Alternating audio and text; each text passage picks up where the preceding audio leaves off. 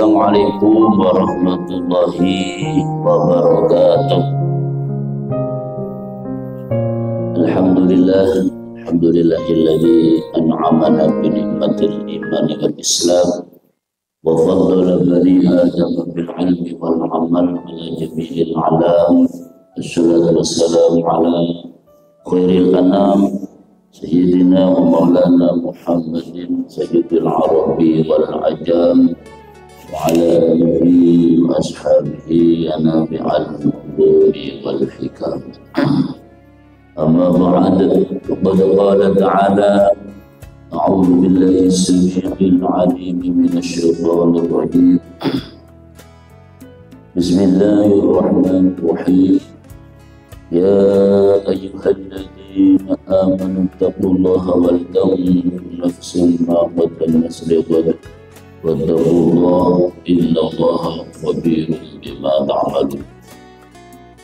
Wa qala Rasulullah sallallahu alaihi wasallam, awwalu ma yuhasabu bihi al-'abdu yawmal qiyamah as-salah ila saluhat sa'iru 'amalihi wa idza fasadat fasada sa'iru 'amalihi. Shadaqallahul 'azim, shadaqa Rasulul karim, wa nahnu 'ala dzalika minasy syahidin. Ayuhal hadirun, sedang salat subuh kecil amal hafizahullah wa sa'adakumullah. Sama-sama kita muliakan Bapak RW beserta Ibu Bapak RT A, B, C, dan D beserta Ibu, dan juga Bapak Ketua Yayasan Baitur Rahmah beserta jajarannya, Pak Ketua DKM beserta jajarannya, segenap asatidz wal asatidzah, jamaah dan aktivis subuh yang berbahagia. Allah Subhanahu wa taala memerintahkan orang-orang beriman untuk mendirikan sholat, yaitu sebagaimana firman-Nya dalam surah Al-Baqarah ayat 43, wa aqimus sholata wa atuz zakata warka'u ma'ar raki'in. Dirikanlah sholat dan tunaikanlah zakat. Warka'u ma'ar raki'in, rukuklah kalian ma'ar raki'in, bersama dengan orang-orang yang rukuk. Bapak Ibu, ayat ini menunjukkan bahwa perintah sholat bagi orang-orang beriman ini tidak sekedar sholat, tetapi ditekankan warka'u ma'ar raki'in. Ini meskipun redaksionalnya rukuklah bersama dengan orang-orang yang rukuk, ini maksudnya adalah sholatlah berjamaah bersama-sama dengan orang yang berjamaah. Jadi sholat itu jangan sendiri, meskipun sholat sendiri itu sah, tetapi berdasarkan hadis sholatul jamaati afdalu min sholatil fardhi bi sab'ina wa isrina darajah. Sholat berjamaah itu lebih afdal, lebih utama min sholatil fardhi, daripada sholat sendiri-sendiri. Lebih utamanya ini atau perbandingannya adalah bisab'ina wa isrin. Bisab'ina wa isrin. Sab'ina itu artinya 7, isrin itu 20. Di bahasa Arab 27 itu kan sab'atun wa isrun. Di bahasa Arab 27 itu sab'atun wa isrin. Jadi bisab'in wa isrin, bisab'in wa isrin itu artinya 27. 27 apa? Ad-darajat, 27 derajat. Jadi sholat itu dikerjakannya dengan berjamaah. Bagaimana kalau sholat dikerjakan sendiri? Saya merekomendasikan hindari kalau bisa. Kalau bisa hindari.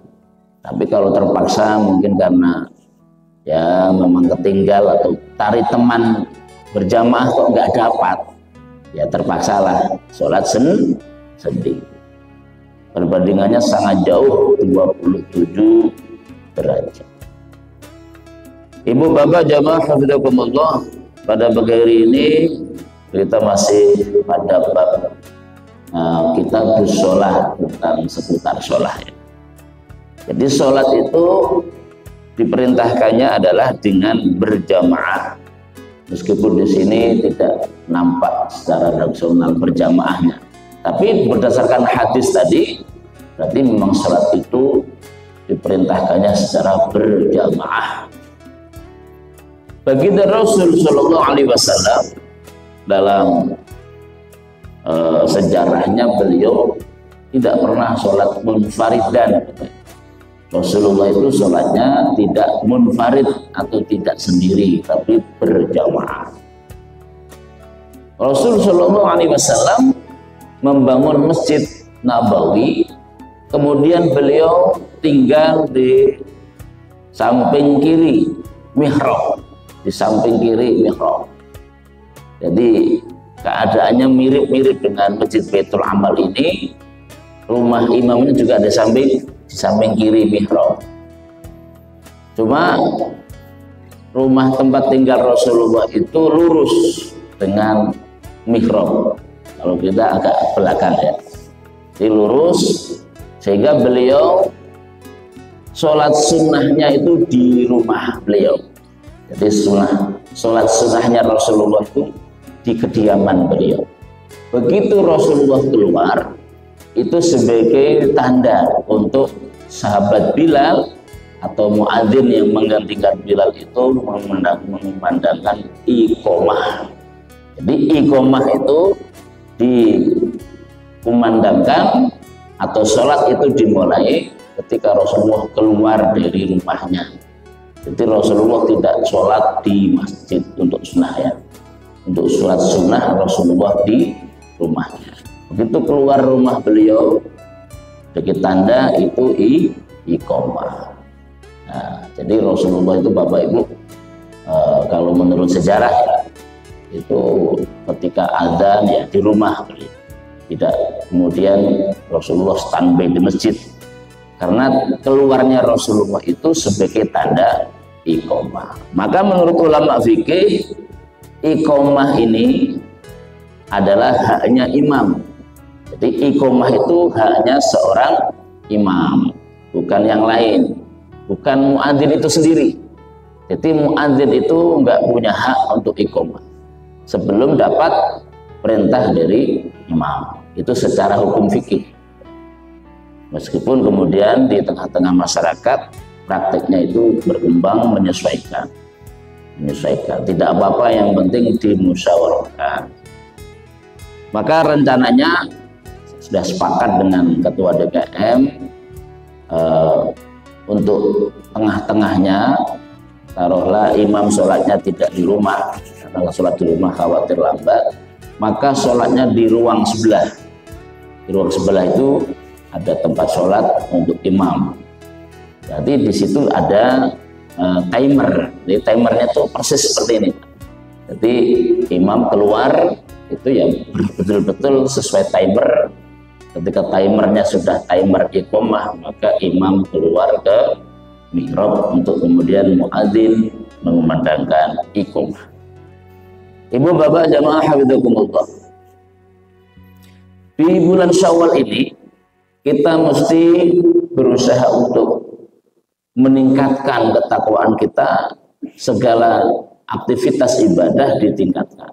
Karena apa? Dikatakan dalam sebuah syair Arab, bulan Syawal adalah bulan peningkatan, maka tanda bahwa kita ini Ramadannya sukses. Ya, Ramadan itu kan ibarat tempat itu atau masa itu masa latihan atau training ya, masa training.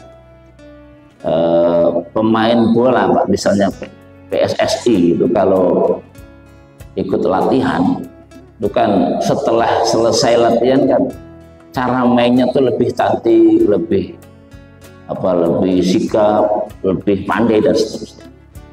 Nah, demikian juga apapun itu namanya, yang orang yang sering latihan itu setelah latihan maka di lapangan bebas itu permainannya lebih menguasai.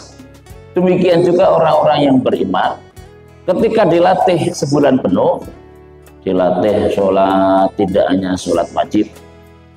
Coba Bapak Ibu kemarin Ramadan betapa semangatnya kita sholat berjamaah ya. Artinya sebulan itu 5 waktu itu betul-betul kita berlatih sholat berjamaah. Tidak hanya itu, kita juga dilatih sholat sunnah, yang mana di bulan yang lain tidak ada latihan sholat sunnah itu. Nah, di bulan Ramadan dilatih sholat sunnah tarawih, bahkan di penghujung Ramadan ditambah latihan sholat berjamaah, sholat tasbih dan sebagainya.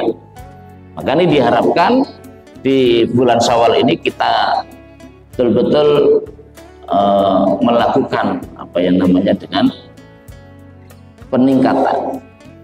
Dikatakan oleh syair Arab, man ta'atuhu tazid, siapa yang di bulan Syawal ini ketaatannya bertambah, sholat berjamaahnya tambah rajin, sholat sunnahnya juga, tadarusnya juga, infak sedekahnya tidak kendor, tidak kendor. Fa'lam annahumul ladzi fazuna biyaumiddin, maka ketahuilah itulah tanda-tanda orang yang id, orang yang Idul Fitri, orang yang kembali suci, itu adalah orang yang ditandai dengan sholat berjamaahnya tetap, bahkan kalau perlu meningkat, baca Qur'annya tetap, bahkan kalau perlu meningkat, infak sedekahnya, iktikafnya dan seterusnya.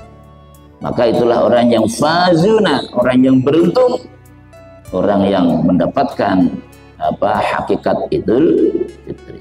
Ini sudah saya singgung kemarin di khutbah Jumat. Laisal id man labisal jadid, walakinnal id man taqwahu yazid. Orang yang Idul Fitri, orang yang kembali kepada fitrah dirinya adalah orang yang tidak hanya memperhatikan bajunya yang baru, mobilnya yang baru, handphonenya yang baru, tetapi walakinnal id man taqwahu yazid. Orang yang Idul Fitrinya benar dan sukses, jadi id kembali adalah orang yang takwanya bertambah, dengan ciri antara lain sholat berjamaahnya semakin bertambah, dalam arti kepedulian untuk menjaga sholat itu ditingkatkan Bapak Ibu. Apa yang dimaksud peduli? Yaitu satu, yang pertama dengan berjamaah, betul-betul dijaga dengan berjamaah, mengingat pahala bersolat berjamaah itu 27 derajat lebih utama. Kemudian yang kedua, dengan sholat berjamaah, maka apabila kita mengalami ketidaksempurnaan, apakah kekhusyuannya, apakah kefasihannya dan seterusnya, itu di situ ada hadis terhadap orang yang berjamaah.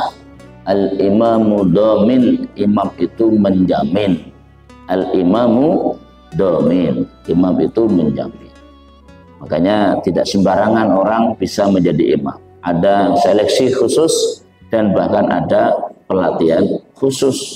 Maka Bapak Ibu, ini saya ulangi sekali lagi, orang yang sholatnya berdiri di belakang imam ini juga sama,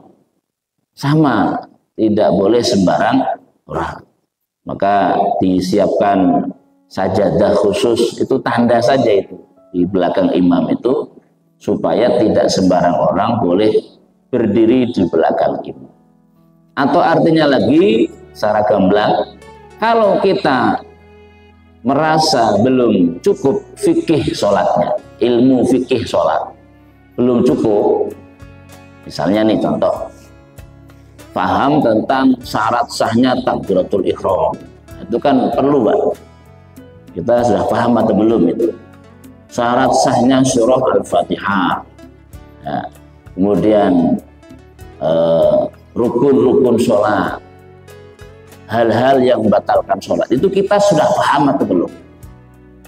Kalau belum paham, jangan berani-berani berdiri sholat di belakang imam. Karena apa? ketika terjadi uzur, namanya uzur kan tidak tahu, tiba-tiba imam batal lah atau apalah, maka di situ seorang yang berdiri di belakang imam harus paham fikih istikhlaf namanya. Ada dalam sholat itu fikih istikhlaf. Apa itu fikih istikhlaf?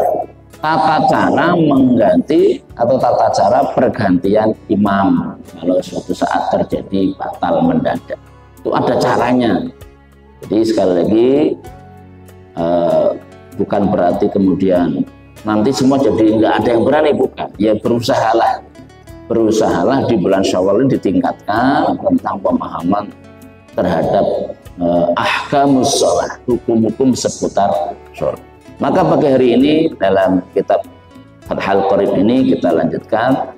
Mungkin di bulan atau mengawali Syawal ini saya akan sampaikan tentang bagaimana agar kita sholat itu bisa lebih khusyuk. Wa aqimus sholata wa atuz zakata warka'u ma'ar raki'in. Sholatlah dan tunaikanlah zakat, warka'u ma'ar raki'in, rukuklah beserta dengan orang-orang yang rukuk. Ini Bapak Ibu ada yang memplesetkan. Warka'u ma'ar raki'in itu diplesetkan dalam arti untuk guyonan ya, gurau. Warka'u, merokoklah, ma'ar raki'in, beserta orang-orang yang merokok. Warka'u itu merokoklah beserta dengan orang-orang yang merokok. Ini pelesetan, guyonan ya. Warka'u ma'ar raki'in, rukuklah beserta dengan orang-orang rukuk. Ini perintah sholat agar berjamaah. Atamuruna an-nasa bil birri wa tansawna anfusakum wa antum tatluna al-kitab afala taqilun. Atamuruna an-nasa, di sini bentuknya kalimat istifham. Atamuruna an-nasa, apakah yang sudah bergabung engkau memerintahkan manusia bil birri, berbuat kebaikan. Jadi hati-hati kalau kita Bapak Ibu mengajak orang ya, atamuruna nas dalam kaitannya sholat, ayo berjamaah, tapi kita tidak berjamaah, ini dilarang. Jadi kalau kita mengajak ya kita sendiri juga harus melakukan. Atamuruna nasa bil birri, apakah engkau memerintahkan manusia sholat berjamaah, wa tansawna anfusakum, sementara engkau melupakan dirimu sendiri, artinya tidak sholat berjamaah. Selamat datang Ayah Misalnya, misalnya seorang pengurus AKBKM itu kan identik dengan orang yang menyelenggarakan. Jadi pengurus DKM itu penyelenggara sholat berjamaah. Artinya setiap saat, meskipun secara tidak langsung, seorang pengurus karena penyelenggara atau panitia, maka seakan-akan dialah yang mengajak atau memerintahkan orang sholat berjamaah. Maka di situ ada beban bagi pengurus untuk juga sholat berjamaah di masjid. Kalau enggak, maka akan terkena ayat ini, wa tansawna anfusakum, sementara engkau melupakan dirimu sendiri, artinya engkau tidak sholat berjamaah di masjid. Wa antum taslunal kitab, padahal engkau orang yang tahu karena engkau sudah membaca pedoman atau petunjuk dalam Alkitab.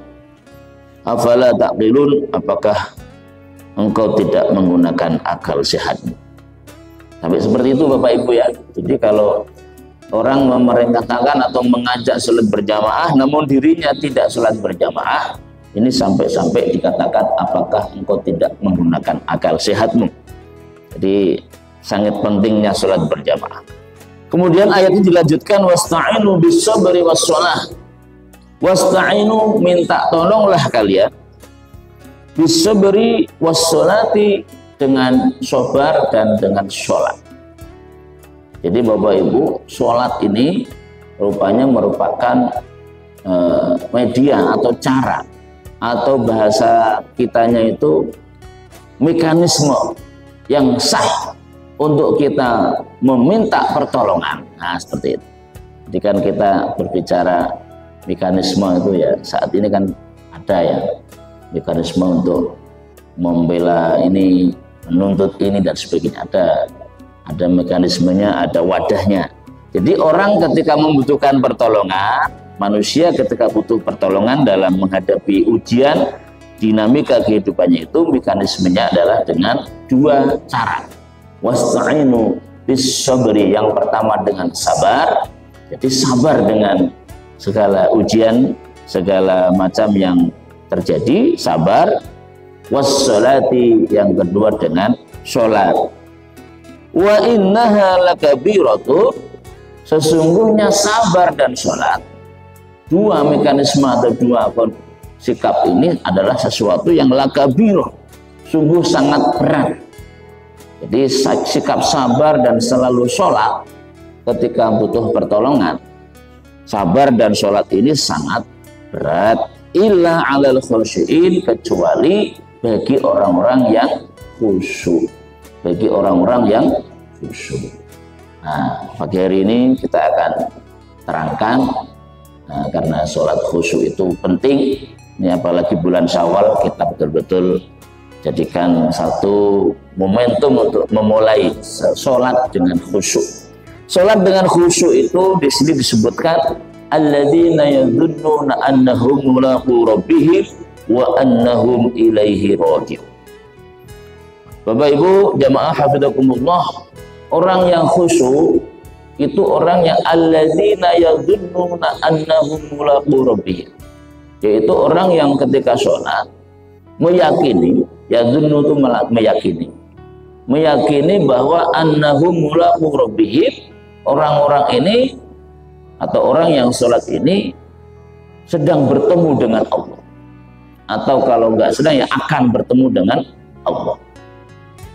Jadi orang yang sedang sholat itu harus merasa sedang dan akan ketemu dengan Allah Subhanahu wa Ta'ala. Yang namanya ketemu dengan Tuhan, ya.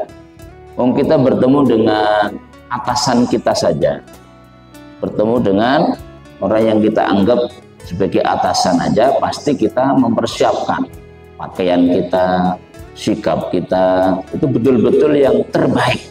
Betul Bapak Ibu ya? Ketemu atasan atau ketemu orang yang kita anggap, ya kita hormat dengan beliau, itu kita itu menjaga sikap kita, menjaga penampilan kita gitu kan.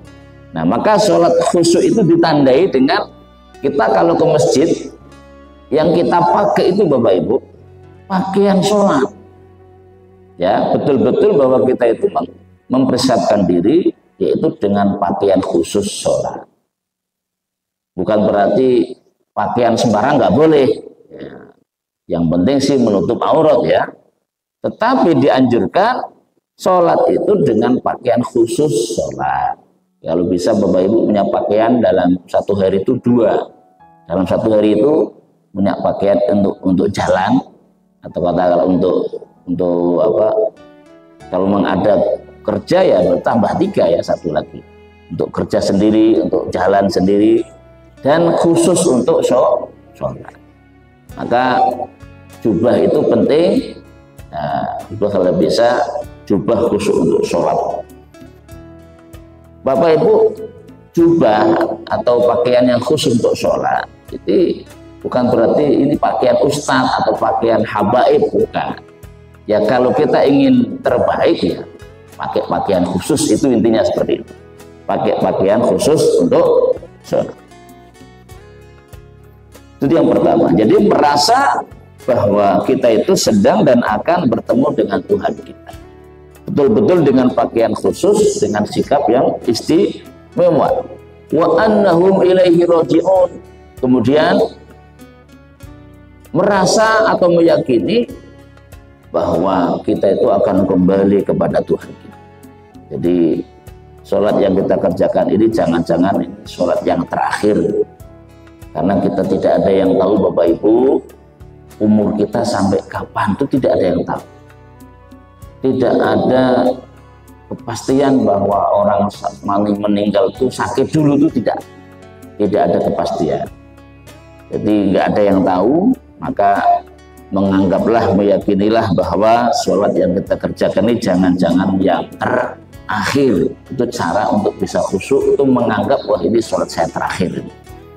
Kemudian ditambahkan oleh Maulana Habib Umar bin Hafiz, beliau menambahkan sholat khusyuk itu ditambahkan oleh beliau, meskipun ini agak mirip juga, tapi beliau punya apa namanya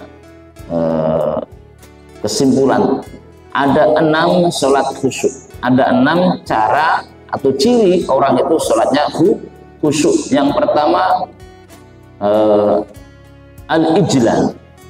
Al-ijlal itu merasa diri kita itu kecil, lemah, terus kita merasa butuh dengan pertolongan al-ijlal, yaitu keluhuran Allah, kemuliaan Allah. Kita yang kecil dan lemah ini, kita butuh pertolongan Allah. Tadi kan sholat itu kan wasta'in bis sabri was sholat. Jadi sholat itu sarana untuk minta tolong. Maka ketika sholat kita harus ada sikap al-ijlal.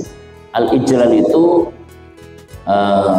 merasa butuh pertolongan Allah. Namanya orang butuh, Bapak Ibu. Orang butuh itu ya menjaga sikap, menjaga perilaku, berusaha untuk menyenangkan orang yang kita akan mintai tolong. Dalam hal ini menyenangkan Allah, membuat Allah ridho, itu yang pertama. Jadi termasuk dalam hal sholat, Allah lebih ridho, lebih senang itu kalau orang Islam itu sholatnya berjamaah. Innallaha yuhibbul ladzina yuqatiluna fi sabilihi shaffan ka'annahum bunyanun marsus. Sesungguhnya Allah suka, Allah lebih mencintai barisan kaum muslimin yang rapat dan lurus. Jadi ini menandakan bahwa sholat berjamaah itu lebih dicintai oleh Allah daripada sholat sendiri. Jadi al-ijlal, merasa butuh, merasa kecil, kita butuh bantuan dari Allah yang maha luhur. Yang kedua, hudurul qalbi. Dalam sholat kita berusaha untuk agar hati kita ini hadir, hati kita ini tidak kemana-mana, hadir. Artinya ketika kita sholat, mungkin pikiran kita, hati kita itu ingat dengan sesuatu di luar sholat. Apakah urusan kita, apakah tadi ada sesuatu di sana, ketemu ini, ingat. Yang seperti itu boleh-boleh saja, karena kita makomnya masih makom awam. Termasuk saya saja, Bapak Ibu, kalau sholat ya kadang ingat sesuatu. Nah, seperti apa caranya? Ya, segera ditarik kembali bahwa kita sedang butuh pertolongan Allah, kita butuh memperbaiki sikap, kita butuh untuk fokus. Nah, seperti itu. Ya, bukan berarti kita tuh kalau ingat sesuatu berarti batal, bukan. Nggak apa-apa ingat, tapi segera ditarik kembali. Ingat sesuatu, kamu sedang sholat, kamu sedang menghadap Allah yang mengetahui isi hatimu. Nah, seperti itu. Jadi kalau kita sholat kemudian pikirannya muter kemana-mana, maka segera diingatkan, kamu sedang menghadap Tuhanmu yang mana Allah itu mengetahui segala apapun yang ada di dalam dirimu, termasuk dalam isi hatimu itu Allah tahu, maka segera ditarik. Seperti itu Bapak Ibu ya. Jadi itu namanya hudurul qalbi, hatinya itu hadir, tidak belayang kemana-mana. Yang ketiga setelah hudurul qalbi adalah tafahumul ma'ani. Tafahumul ma'ani. Agar sholat kita bisa khusyuk, maka berusahalah apa yang kita baca sejak sebelum sholat, ya, jadi niatnya, kemudian ketika takbiratul ihram, doa iftitah, al-fatihah, terus sampai akhir sholat, sampai salam, bacaan-bacaan itu kita harus berusaha untuk bisa memahami, ya, berusaha untuk memahami bacaan sholat. Jangan-jangan kita ini sholat sudah 50 tahun tapi bacaan sholat itu kita tidak paham. Nah, ini berusahalah Bapak Ibu, berusahalah.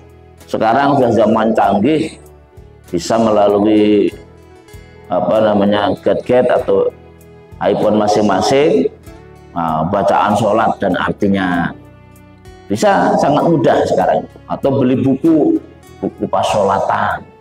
Ini kan sangat direkomendasikan oleh Ustadz Adi Hidayat, Ustadz Abdul Somad. Itu beliau kampanye untuk agar orang Islam itu paham dengan bacaan sholat. Kita sholat ini kan, Bapak Ibu, sholat ini secara lughat, secara etimologi, secara bahasa itu artinya berdoa. Jadi sholat itu berdoa secara bahasa.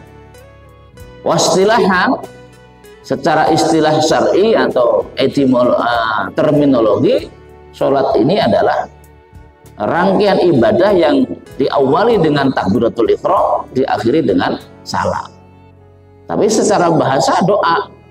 Karena kita berdoa, maka masa sih kita berdoa nggak paham dengan yang kita minta? Kan gitu ya Bapak Ibu ya. Jadi sholat ini tadi wasta'inu bis-sabri was-shalah, minta tolong pada Allah itu dengan sholat. Maka sholat ini artinya kita sedang berdoa. Karena berdoa ya, semakin kita butuh, maka doanya diperpanjang. Semakin kita butuh, doanya diperlama, artinya dikhusyuk-khusyukkan seperti itu. Jadi yang ketiga adalah apa tadi? Tafahumul ma'ani, berusaha untuk memahami arti bacaan sholat. Yang keempat, al-ijlal ma'al haibah. Jadi yang keempat ini penyempurnaan yang pertama tadi, kita merasa kecil, merasa butuh kepada Allah yang maha luhur, maha segala-galanya, dengan merasakan kewibawaan Allah. Jadi kita sholat itu betul-betul merasakan kewibawaan Allah, bahwa Allah itu mengetahui isi hati kita, Allah itu mengetahui gerak-gerik kita. Tidak hanya sekarang pas sedang menghadap ini, tapi tadi sebelum sholat, kemarin, yang lalu, itu semua Allah tahu perilaku kita, sehingga kita betul-betul kikuk bahasanya. Jadi dalam sholat itu kita berarti kikuk atau merasa tidak nyaman, karena Allah tuh tahu segala-galanya dari amal perbuatan kita. Itu namanya merasakan kewibawaan Allah Subhanahu wa Ta'ala, sehingga kita akan tidak tidak asal-asalan. Yang kelima, ar-roja. Nah, ini yang tadi ada di ayat tersebut, ayat ke-46 Al-Baqarah ini, ar-roja, yaitu kita merasa sedang kembali. Kita kembali kepada Allah, atau kita akan kembali kepada Allah. Tentu dalam keadaan kita kembali kepada Allah itu, kita akan mempertanggungjawabkan segala amal perbuatan kita. Bapak Ibu, tentang kembali ya, tentang kembali ini, roja ini bahasa Indonesianya pulang ya, pulang kampung lah. Kita kan ada tradisi pulang kampung kan. Ada yang kemarin mudik Bapak Ibu ya. Jadi orang yang akan mudik atau pulang kampung atau roja itu pulang, itu tentu melakukan persiapan, prepare lah. Bisa jadi setahun orang, saya mau mudik nih, lebaran sekarang, bisa jadi persiapan terus setahun. Ada yang persiapannya 6 bulan, ada yang 3 bulan ya. Rata-rata persiapan lah. Jarang-jarang orang yang mau mudik kok nggak persiapan, itu jarang-jarang. Rata-rata persiapan, apakah terkait akomodasi, terkait pendanaan dan sebagainya, itu persiapannya matang. Itu untuk rojak atau pulang yang akan kembali lagi ke sini. Ya, kita pulang ke kampung itu paling berapa hari, itu kan kembali lagi ke sini. Itu saja memerlukan prepare yang sungguh-sungguh. Nah, pertanyaannya, rojak di sini adalah ketika kita sholat, kita perlu mempersiapkan bahwa kita kembali kepada Allah itu akan mempertanggungjawab. Ingat tadi di awal mukadimah saya sampaikan hadis, sholat itu awwalu ma yuhasabu bil abd. Yang pertama kali dihisab oleh Allah dari seorang hamba adalah sholatnya Bapak Ibu ya. Sholatnya dihisab pertama kali sebelum yang lain dihisab. Hisab itu diaudit bahasa kita, diaudit ya. Jadi bahasa hari ini hisab itu diaudit, diteliti. Sholat kita sejak umur berapa, kualitasnya seperti apa, itu diteliti, diaudit, dinilai oleh Allah. Idza sholuhat, ketika nilai sholatnya bagus, ya khusyuk, hudurul qalbi, hatinya hadir, betul-betul merasa kecil, merasakan kebesaran Allah, merasakan kewibawaan Allah. Dan ketika sholat betul-betul merasa saya ini sedang kembali kepada Allah untuk mempertanggungjawabkan segala amal perbuatan saya. Ini sholatnya bagus, maka akan menolong dalam proses audit amal yang lain, amal infak, amal wakaf, iktikaf, baca Quran, umroh, haji, silaturahim, birrul walidain, amal-amal soleh yang lain itu tertolong dengan sholat kita yang nilainya bagus. Wa idza fasadat, akan tetapi kalau nilai sholatnya buruk, rusak, maka amal ibadah yang lain, Bapak Ibu, ini akan menjadi masalah, akan menjadi mempersulit proses audit. Maka penting. Nah, untuk tangga awal agar sholat kita nilainya bagus, itu tangga awalnya itu sholatnya berjamaah. Kenapa? Adanya kelemahan dan kekurangan kita akan tertutupi oleh imam. Al-imamu domin. Jadi imam itu berat, Bapak Ibu ya, berat. Di samping menjaga sholatnya diri sendiri, tapi juga menanggung sholat jamaahnya yang masih kurang sempurna tadi. Jadi merasa akan kembali kepada Allah, itu yang kelima. Yang keempat, yang keenam sholat khusyuk itu yaitu dengan adanya mindset merasa malu atau al-haya. Jadi ketika sholat kita mesti merasa malu. Saya diberi rezeki oleh Allah, tidak pernah hitung-hitungan. 24 jam Allah memberi rezeki kepada kita, 24 jam, sekian bulan, sekian tahun Allah memberi rezeki kita itu nggak pernah ngitung-ngitung. Kita tuh hanya diperintahkan sholat semalam itu 25 kali saja. Kita diperintahkan sholat 5 kali, kita masih suka ngitung. Artinya apa ya? Buru-buru, nggak tenang, mau cepet-cepet pergi. Itu namanya ngitung-ngitung. Wah, ini saya rugi nih. Nah, apalagi ada orientalis mengatakan ini memengaruhi, hati-hati. Ini bisa memprovokasi. Wah, orang Islam itu nggak bisa maju. Kenapa? Produktivitasnya terpotong 5 kali dalam sehari. Harusnya bisa mencetak ini. Wah, harus istirahat 5 kali. 5 kali 20 menit. Kata mereka. Kan sholatnya 5 menit.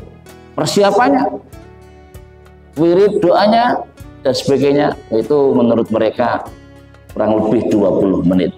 Kali 5. Nah, berarti berapa? 20 kali 5 itu sudah 100 menit. Nah, ini hati-hati kalau ada provokasi seperti itu, jangan dihiraukan. Justru dengan sholat, meskipun hanya 5 menit atau sampai 10 menit, inilah yang akan menentukan kesuksesan, keberkahan hidup kita. Kalau kita jadi pengusaha, ya usahanya itu akan berkah, Bapak Ibu. Kalau kita jadi pekerja, pekerjaan kita semakin berkah. Kalau dengan sholat yang khusyuk. Namanya berkah itu sudah saya terangkan, al-barakatu ay ziyadatul khair. Berkah itu bertambahnya kebaikan. Nampaknya sih memang secara logika berkurang. Misalnya orang sedang mencetak apa gitu kan, targetnya sehari 1000. Maka dengan kita izin atau meninggalkan tempat kerja 20 menit, maka akan logikanya seperti itu. Tapi kalau sudah Allah memberkahi, namanya berkah itu luar biasa. Saya berikan contoh, Bapak Ibu, contoh keberkahan. Dan ini pernah dicontohkan oleh imam besar di masa tabi'in, ya, Imam Hasan Basri kalau tidak salah. Ketika ditanya tentang berkah itu, beliau memberikan contoh. Ada hewan, ada 2 hewan.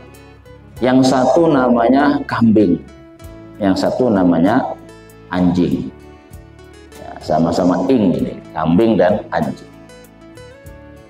Kambing ini hewan yang berkah, Bapak Ibu. Hewan yang diberkahi. Kenapa? di samping halal, di samping dagingnya lezat, juga kambing ini erat kaitannya dengan ibadah kaum muslimin. Akikah kambing, udhiyah kurban kambing. Yang namanya dipakai untuk ibadah berarti kan sering disembelih ya. Berapa ekor coba tiap tahun orang menyembelih kambing itu. Orang umroh haji kambing, dam itu kambing Bapak. Jamaah Indonesia ini rata-rata kena dam Bapak Ibu. Bagi yang melaksanakan haji dengan tamattu, tadi ada 3 kan, tamattu, ifrad dan qiron ya. Jamaah Indonesia ini mayoritas itu karena posisi dan lokasi maka menggunakan haji dengan cara tamattu. Ya, tamattu itu memisahkan antara umroh dengan haji, mendahulukan umroh. Jadi kena dam. Nah, dam itu 1 ekor kambing kali berapa jamaah? Jadi menunjukkan bahwa kambing itu hewan yang paling sering menjadi korban ya, disembelih. Coba kita hitung sekarang. Populasi hewan kambing ini di dunia itu terbesar Bapak. Padahal hewan yang paling banyak disembelih, tapi kambing juga merupakan hewan yang populasinya paling tinggi. Coba kalau kita lihat populasi anjing, sangat sedikit, padahal nggak pernah disembelih. Aneh kan? Itu contoh berkah. Jadi kalau sudah Allah yang mengatakan ini berkah ini, maka bertambahlah kebaikan. Termasuk kaitannya dengan produktivitas seseorang. Jangan menganggap wah dengan istirahat sholat produktivitas berkurang, jangan dipercaya itu. Justru dengan sholat, dengan kita minta tolong pada Allah, produktivitas hasil daripada apa yang kita kerjakan itu akan semakin baik, semakin meningkat. Wallahu a'lam bishawab. Bapak Ibu silahkan kita buka termin dialog, karena pengajian di usia-usia seperti ini Bapak Ibu memang sebaiknya dengan sistem dialogis supaya lebih luas kajiannya dan tidak bosan. Saya persilahkan Bapak Ibu yang ingin menambahkan atau menanyakan, boleh terkait dengan tema kita dan boleh di luar tema. Waktu kita kurang lebih 15 menit, silahkan.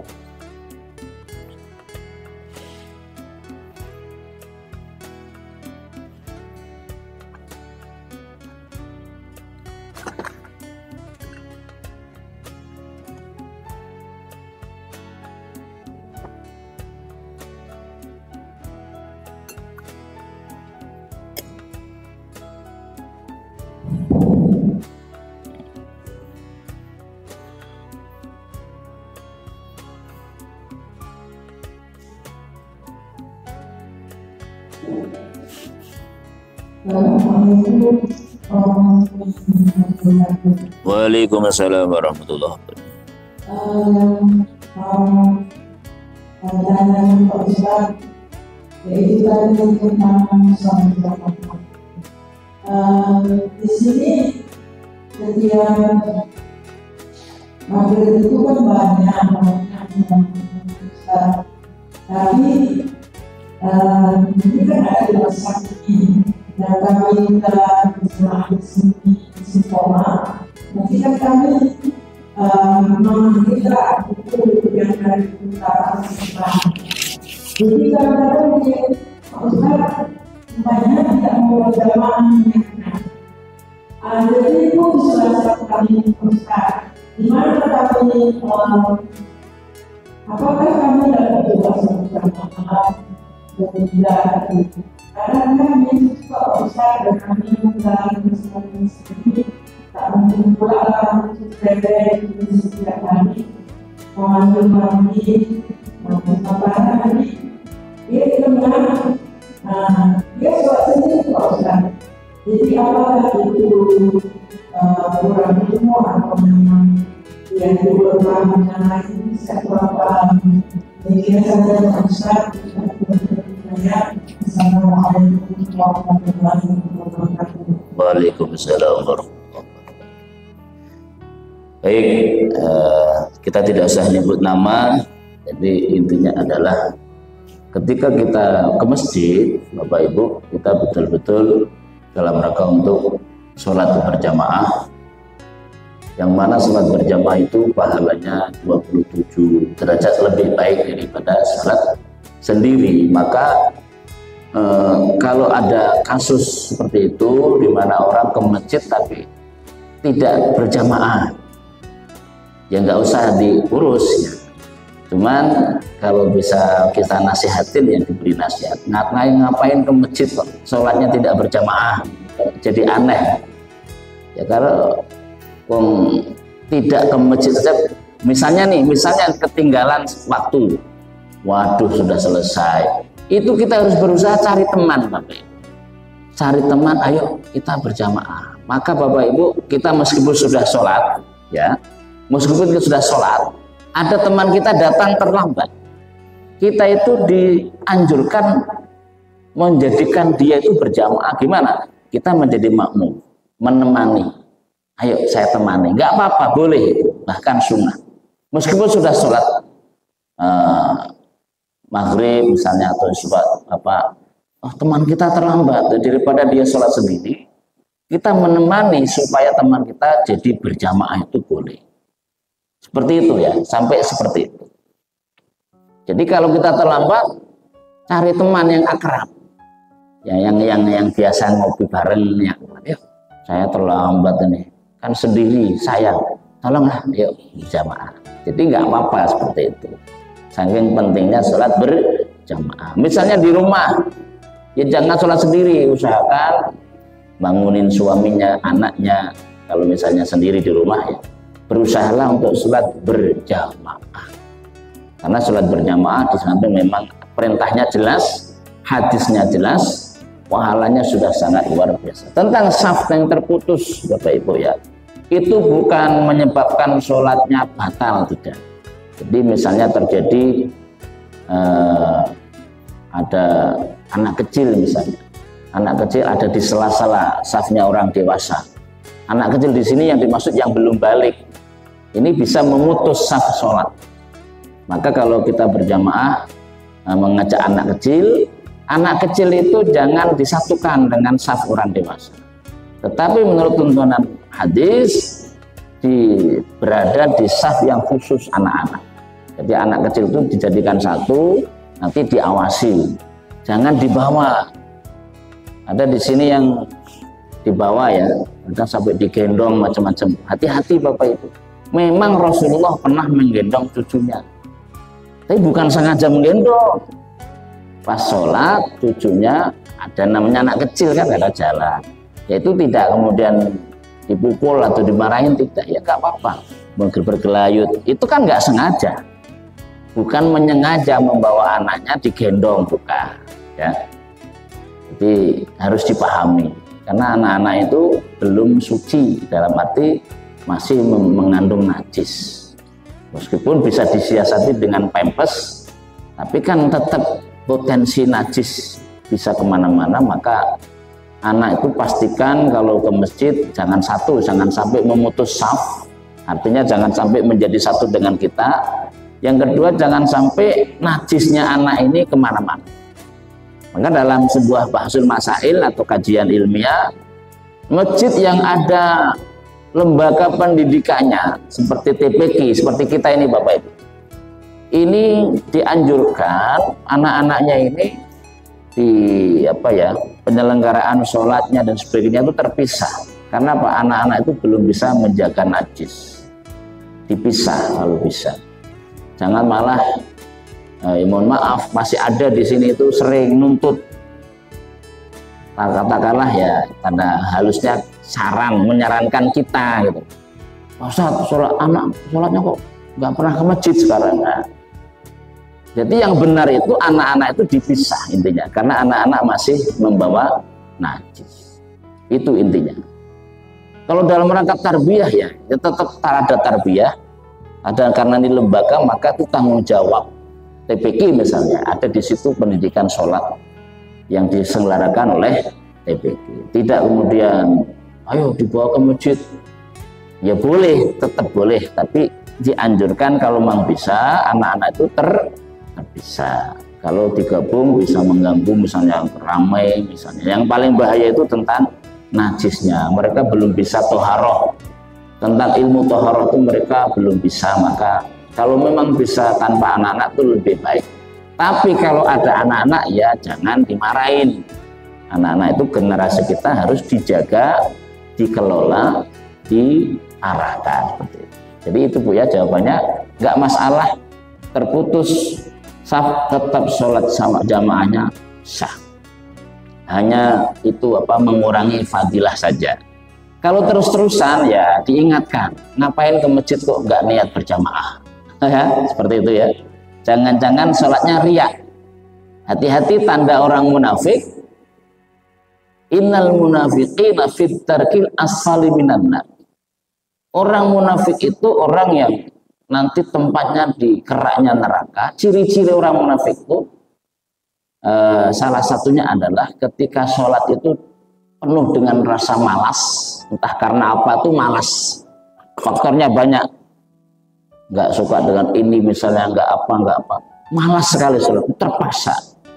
Kemudian alladzina kusala yuraunan nas. Selain malas, sholatnya itu karena ingin dilihat oleh manusia. Nggak enak lah kalau nggak ke masjid. Nah, jadi sholatnya ingin dilihat oleh manusia. Itu ciri-ciri orang munafik. Alladzina kusala yuraunan nas. Jadi sholatnya ingin dilihat oleh manusia. Nggak enak kalau di rumah lah, ke masjid lah. Sampai di masjid niatnya sholat sendiri ya. Itu hati-hati orang munafik. Wala yadhkurunallaha illa qalila. Ciri orang munafik yang ketiga, dia tidak betah zikir, Bapak. Jadi zikir itu nggak betah. Zikirnya tuh sedikit. La yadhkurunallaha illa qalila. Tidak ingat kepada Allah kecuali sedikit, nggak betah lama-lama itu. Habis salam ketika imam memimpin mencontoh Rasulullah ya. Habis sholat itu Rasulullah itu tidak langsung pergi Bapak Ibu. Rasulullah itu kalau habis sholat itu zikirnya lama ya. Antara lain membaca Allahumma antas salam minkas salam. Nah orang munafik itu cirinya ketika imamnya membaca Allahumma antas salam, dia Allahumma lantas jalan. Jadi nggak betah. La yadhkurunallaha illa qalila. Wallahu a'lam bishawab. Semoga kita oleh Allah ditolong untuk lebih khusyuk dalam sholat dan diberikan kemampuan untuk istiqomah sholat berjamaah. Sekian, masih ada Bapak Ibu?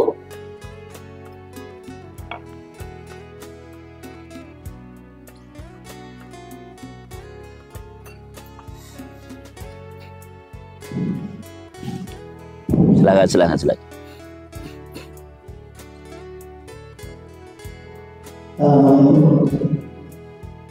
Waalaikumsalam warahmatullahi wabarakatuh. Saya mau nanyain Masbuk. Masbuk ini banyak panas. Jadi saya itu akan pernah dengar yang bilang ini saya paham. Begitu kita sudah mendengar imam baca Al-Fatihah itu sudah masuk. Nah, kan kita sendiri kadang-kadang untuk bisa khusus. Kadang-kadang kita tuh untuk menghadirkan hati itu kita bisa saja. Kita berusaha menghadirkan hati supaya kita bisa untuk masalah itu betul-betul ini. Nah, kadang-kadang apalagi waktu masih dan kawin kemarin, saya kadang-kadang lupa juga Al-Fatihah. Nah, apakah kita kalau sudah imam baca Al-Fatihah itu sudah masuk atau manas? Jadi batasannya saja. Terima kasih. Jadi makmum itu ada dua. Ada makmum muwafiq, ada makmum masbuk. Makmum muwafiq adalah seseorang yang berjamaah bersama imam sebelum imam itu rukuk. Jadi muwafiq. Jadi sudah ada di masjid, sudah ikut sholat, batasannya sampai rukuk. Jadi kalau ketinggalan Fatihah ya belum masbuk. Pokoknya sebelum ruku itu namanya makmum muwafiq. Adapun setelah ruku baru datang, imam sudah ruku, rukunya sudah selesai maksudnya, sudah selesai, sudah iktidal, kok baru gabung, itu namanya masbuk. Nah, ada ceritanya Pak, ada asbab ini, ada asbabul wurudnya. Asbabul wurudnya adalah ketika Rasulullah sedang sholat subuh, nah, ada sahabat beliau Imam Ali namanya, sahabat Ali bin Abi Thalib. Itu beliau orangnya kan cerdas, alim, tapi tawadhu. Jadi Imam Sayyidina Ali itu orangnya cerdas, pemberani, kalau duel itu nggak pernah kalah ya, karena beliau panglima. Tapi anehnya beliau itu tawadhu Pak. Tawadhu sekali Imam Ali. Ini perlu kita tiru. Biasanya orang kuat, orang hebat itu kan kurang tawadhu biasanya. Ini tawadhu beliau. Sayyidina Ali tawadhu sekali. Ketawaduan beliau ini sampai dapat apresiasi dari Allah dan menjadikan satu fikih sholat, syariat dalam sholat. Yaitu ketika beliau ingin ke masjid, beliau itu Bapak Ibu namanya sudah iqomat kan, beliau buru-buru supaya tidak masbuk. Nah gitu kan, supaya beliau tidak ketinggalan. Rupanya sudah mau nyampe masjid itu di depannya ada orang tua. Orang tua pakai tongkat jalan. Namanya pakai tongkat kan pelan jalan. Nah Sayyidina Ali kan orang yang tawadhu, maka ciri-ciri orang tawadhu itu kan nggak mau mendahului orang yang lebih tua. Nah seperti itu ya.